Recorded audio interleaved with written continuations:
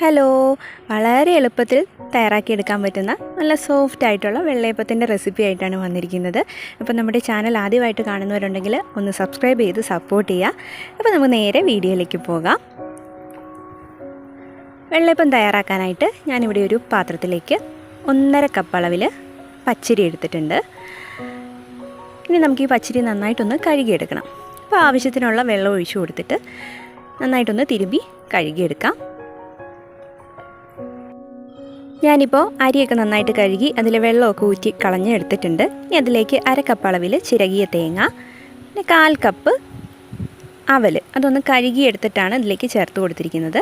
ഇനി 1 സ്പൂൺ പഞ്ചസാര, 1/2 ടീസ്പൂൺ ഈസ്റ്റും കൂടി ചേർത്ത് കൊടുക്കാം. ഇനി നമ്മുടെ ഈ അരിയൊക്കെ ഒന്ന് മുങ്ങിക്കിടക്കാൻ പാകത്തിനുള്ള വെള്ളം കൂടി ഇതിലേക്ക് ഒഴിച്ചു കൊടുക്കണം. ഇനി നമുക്കിതൊന്ന് അടച്ചു വെച്ച് കൊടുക്കാം. ഏകദേശം ഒരു 7-8 മണിക്കൂർ ഇത് അടച്ച് മാറ്റി വെച്ച് കൊടുക്കാം. നമ്മളിപ്പോൾ രാവിലെയാണ് അപ്പം ഉണ്ടാക്കുന്നതെങ്കിൽ തലേദിവസം രാത്രി ഇതുപോലെ ഒന്ന് വെള്ളം ഒഴിച്ച് കുതിർത്തി വെച്ചാൽ മതിയാകും. ഇപ്പോൾ ഒരു 8 മണിക്കൂറായിട്ടുണ്ട്. ഇനി നമുക്ക് ഇതെല്ലാം കൂടി മിക്സിയുടെ ജാറിലേക്കിട്ട് നന്നായിട്ടൊന്ന് അരച്ചെടുക്കണം. അപ്പോൾ ഇതിലേക്ക് കൂടുതൽ വെള്ളമൊന്നും ഇപ്പോൾ ഒഴിച്ചു കൊടുക്കേണ്ട ആവശ്യമില്ല. ഇനി പാകത്തിനുള്ള ഉപ്പ് മാത്രം ചേർത്ത് കൊടുത്തിട്ട് നന്നായിട്ടൊന്ന് അരച്ചെടുക്കണം.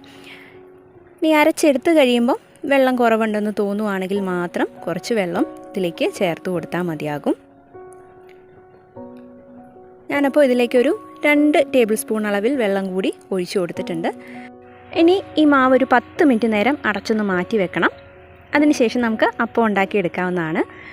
അപ്പോൾ ഞാൻ അപ്പച്ചട്ടി സ്റ്റൗവിൽ വെച്ച് കൊടുത്തിട്ടുണ്ട്. ഇതിലേക്ക് ഇതുപോലെ മാവ് ഒഴിച്ചു കൊടുത്ത് ഒന്ന് ചുറ്റിച്ചെടുക്കാം.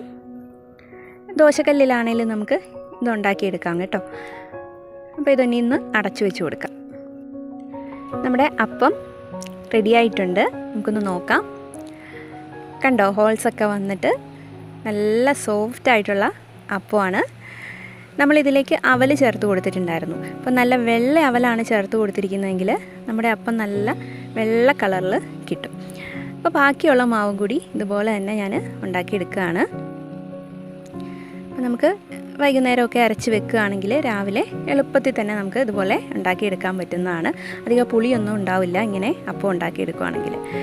അപ്പോൾ എല്ലാവരും ഇതുപോലെ ഒന്ന് ട്രൈ ചെയ്ത് നോക്കുക. ഇതുവരെ ഇതുപോലെ ഉണ്ടാക്കി നോക്കാത്തവരൊക്കെ ഇതുപോലെ ഒന്ന് നോക്കിയിട്ട് അഭിപ്രായമൊക്കെ അറിയിക്കുക. അതോടൊപ്പം നമ്മുടെ വീഡിയോസ് ഇഷ്ടമാവുകയാണെങ്കിൽ നമ്മുടെ ചാനലൊന്ന് ലൈക്ക് ചെയ്യുക, ഷെയർ ചെയ്യുക. സബ്സ്ക്രൈബ് ചെയ്യാത്തവരുണ്ടെങ്കിൽ സബ്സ്ക്രൈബ് കൂടി ചെയ്യുക കേട്ടോ.